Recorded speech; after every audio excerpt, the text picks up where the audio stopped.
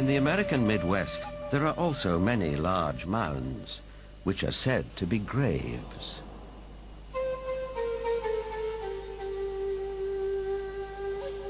An author who has sold over 15 million books and written extensively on giants is Brad Steiger.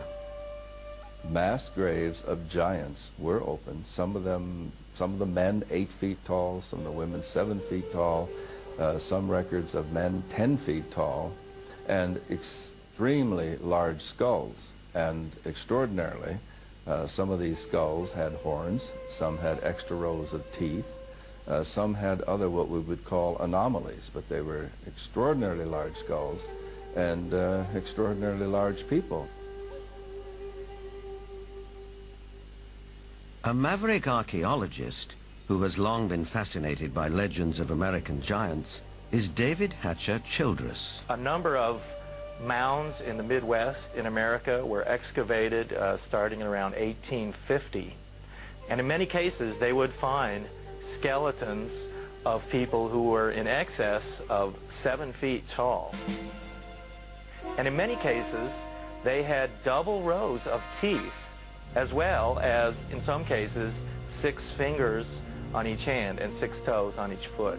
The one that was found in Bridal Veil Falls, California by a group of miners, first they found this wall with very intricate hieroglyphics. They assumed that they were finding gold behind the wall. They broke it down and they found this woman holding a child covered with fur and a strange kind of dust.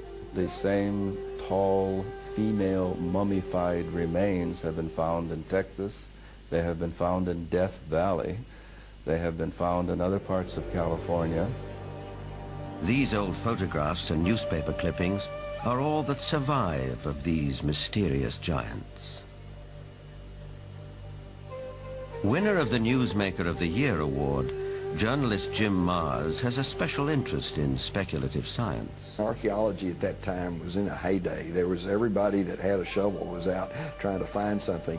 But what's interesting is that the finding of these giant mummified bodies and giant fossils and bones, really you can't pin to any particular location. They were finding them in Greece, they were finding them in Italy, they were finding them in the Middle East, they were finding them in America.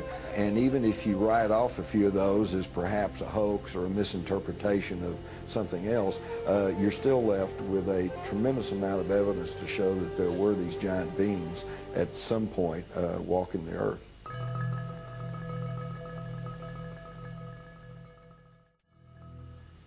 Now, one of the great mysteries of the West is what happened to these giants. There was nearly 60 skeletons brought out of this cave, but today they're nowhere to be found. Is it that there is some kind of archaeological cover-up that has occurred here? Something that concerns giants?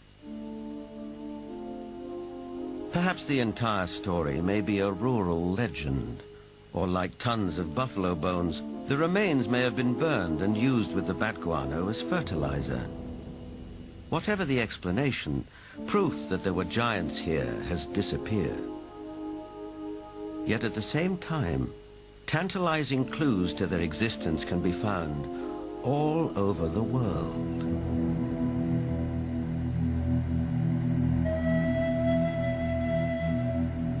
In South America, there are giant figures carved into rock so huge that at ground level it's hard to tell what they depict. Though from the sky that becomes dramatically clear.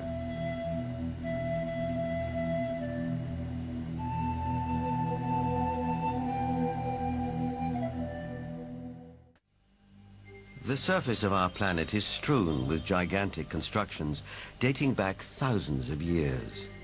They're in the deserts, on the plains, under the oceans, high on the mountains, like those in South America. I think the world looked like the cities we see in Machu Picchu, Tiahuanaco, Sacsayhuaman. I think it was a world peopled by giants who structured their buildings out of massive building blocks, 500-ton, 250-ton blocks. Massive ruins, the scale of which stagger the imagination, are found throughout Central and South America.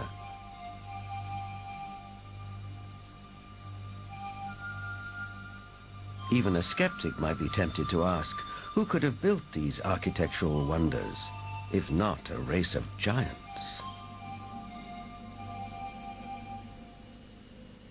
People of the Mediterranean island of Malta have an ancient belief that their island was known as the last stronghold of the giants of Europe.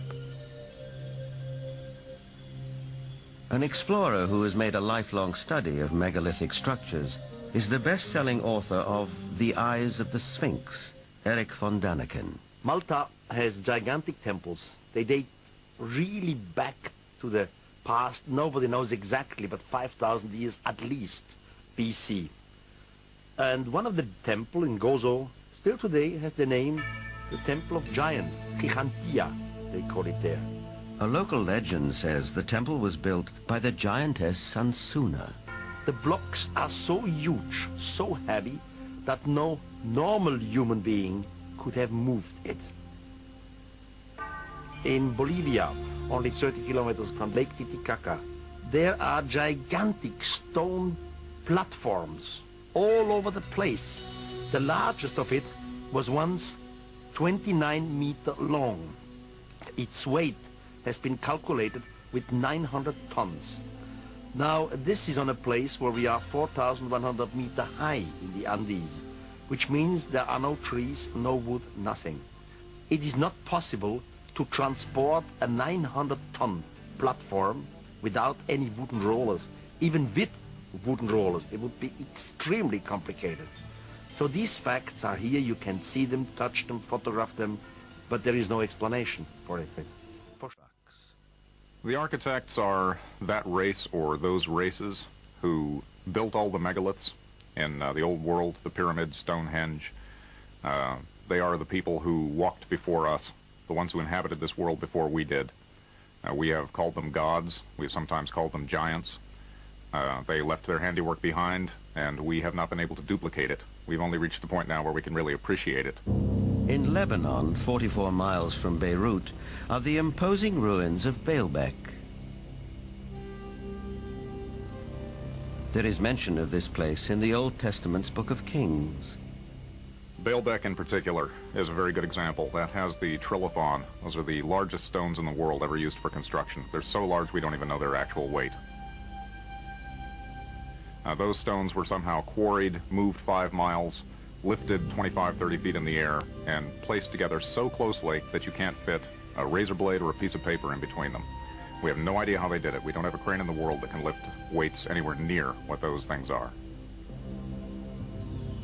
No one knows for sure, but according to Arab tradition, the earliest temples were built here after the Great Flood by a tribe of giants for the biblical king Nimrod.